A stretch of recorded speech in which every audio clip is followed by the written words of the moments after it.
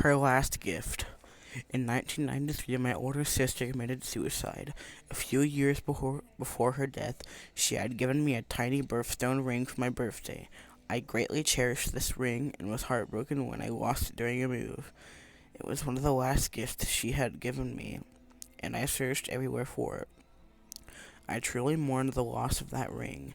The years passed and I moved once more into the home I live in now.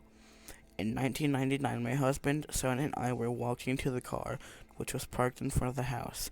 Something glittery out on the lawn caught my eye. I reached down and picked up a dirt-caked ring, the very birthstone ring I'd lost years ago. My sister My sister gave me one more gift. Leighton, David, and myself were returning home one night. We were all 17 years old and had just dropped twin sisters off at home in Pontomac, Mississippi, near the Pontomac and Lee Country line, just outside of Tupelo.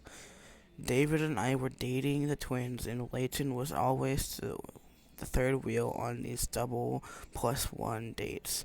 We drank a lot back then, but not this particular night, as we had been with the twins and their dad would have killed us. We dropped the twins off by their 11 p.m. curfew that night, then headed back to my house.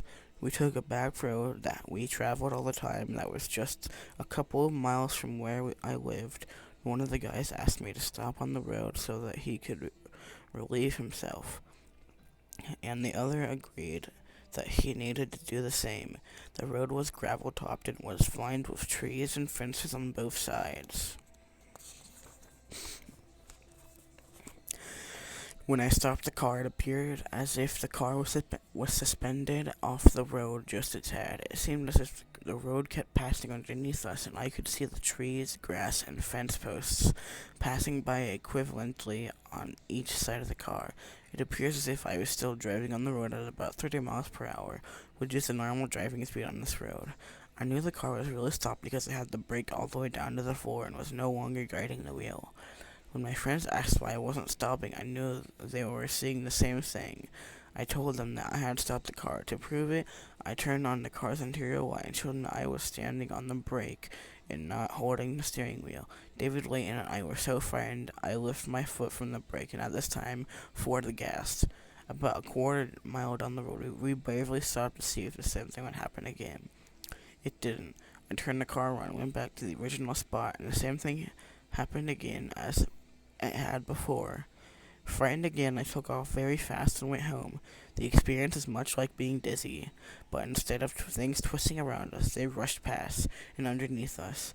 Inside the car, everything seemed very normal, just as everything had been a normal week and night for us up to that point. I often wonder if we had stayed to see what might have happened next, if we might have been carried into another dimension.